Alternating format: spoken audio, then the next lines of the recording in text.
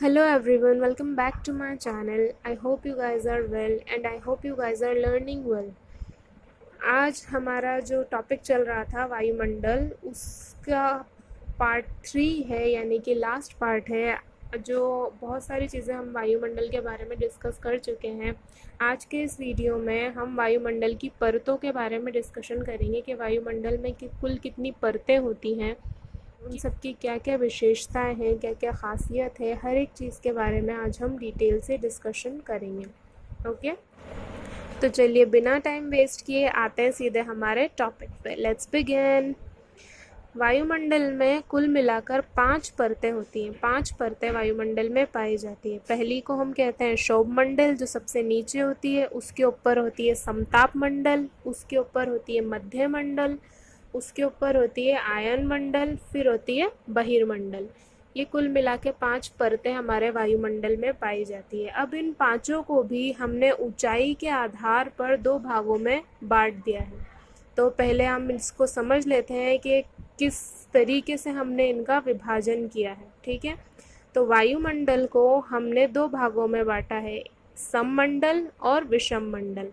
सममंडल में वो सारी गैसेज या वो सारी परतें आती हैं जो पृथ्वी से 90 किलोमीटर की ऊंचाई तक फैली हुई है, जो कि पृथ्वी से 90 किलोमीटर तक की ऊंचाई तक फैली हुई है। और इसमें गैसों का स्थायी और समान मिश्रण पाया जाता है। सममंडल में गैसों का स्थायी और समान मिश्रण पाया जाता है। ठीक है, और इसमें कुल मिला के 3 परतें आती हैं। सममंडल में 3 परतें आती हैं, क्षोभमंडल, समताप मंडल और मध्य मंडल। यानी कि वायुमंडल की जो 3 परतें हैं उसको हमने सममंडल में रखा है ऊंचाई के आधार पर। ये ज़मीन से 90 किलोमीटर तक की ऊंचाई तक ये तीनों परतें पाई जाती हैं। अब जानते हैं विषम मंडल किसे कहते हैं। 90 से 10,000 किलोमीटर की ऊंचाई तक का जो जोन है उसको हमने विषम मंडल माना है। जैसे कि हमने लास्ट वीडियो में भी डिस्कस किया था, हमारे फर्स्ट पार्ट में डिस्कस किया था कि हमारा वायुमंडल जो है वो पृथ्वी से 10,000 किलोमीटर तक की ऊंचाई तक फैला हुआ है। तो इसको हमने 2 पार्ट में बांट दिया। पहले तो पृथ्वी से लेके 90 किलोमीटर तक की ऊंचाई तक, फिर 90 किलोमीटर से लेके 10,000 किलोमीटर तक की ऊंचाई तक।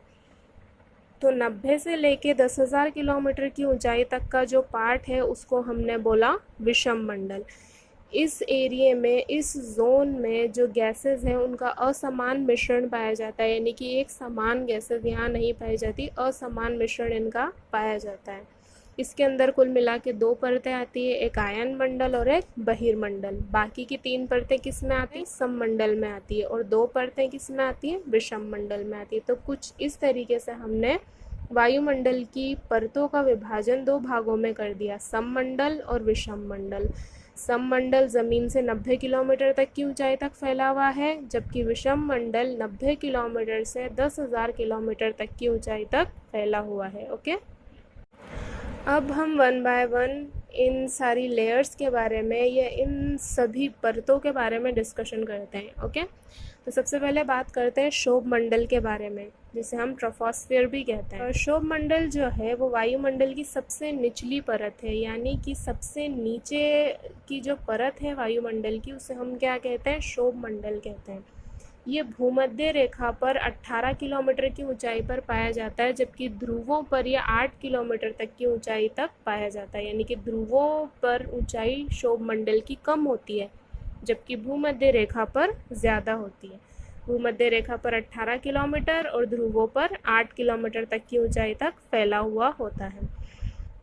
क्षोभमंडल में सामान्य ह्रास दर, तापमान की सामान्य ह्रास दर काम करती है, यानी कि जैसे जैसे हम ऊपर जाते जाते हैं तापमान में क्या आती जाती है? गिरावट आती जाती है। तो क्षोभमंडल में जैसे ही हम ऊपर जाते जाते हैं वैसे तापमान में गिरावट आती जाती है। तो सामान्य ह्रास दर तापमान की क्षोभमंडल में कार्य करती है। गैसों का सर्वाधिक मिश्रण क्षोभमंडल में पाया जाता है, यानी कि सारी जितनी भी हमने गैसेस लास्ट वीडियो में डिस्कस की उन सब का मिश्रण किसमें सबसे ज़्यादा किसमें पाया जाता है? सबसे ज़्यादा क्षोभमंडल में पाया जाता है। इसके अलावा जितनी भी मौसमी घटनाएं हैं, चाहे वो बारिश का होना हो, चाहे वो कोहरा हो, चाहे वो बादल का बनना हो, वो सब किस में होती है? वो सब क्षोभमंडल में होती है। तो क्षोभमंडल की मुख्य विशेषता यही है कि सारी जो मौसमी घटनाएं हैं वो क्षोभमंडल में होती है।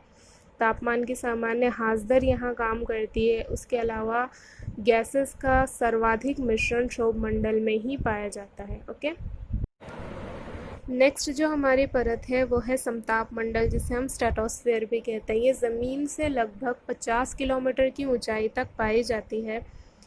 इस परत में तापमान की सामान्य हाजदर कार्य नहीं करती। इस परत में ऊपर जाने पर तापमान घटता नहीं है, बल्कि इस परत में सामान्यतः तापमान जो रहता है उसमें वृद्धि रहती है, यानी कि तापमान यहाँ पे बढ़ता है, घटता नहीं है। ठीक है, तापमान घटने की बजाय इस परत में बढ़ता है। समताप मंडल को हम ओजोन मंडल भी कहते हैं। ये हमने लास्ट वीडियो में डिस्कस कर लिया था, क्योंकि यहाँ पे ओजोन परत पाई जाती है, यहाँ पे ओजोन गैस पाई जाती है, ओजोन परत सर्वाधिक मात्रा में पाई जाती है, इसलिए हम इसको क्या कहते हैं, ओजोन मंडल भी कहते हैं। और ओजोन गैस क्या करती है, हमें पराबैंगनी किरणों से ओजोन गैस बचाती है।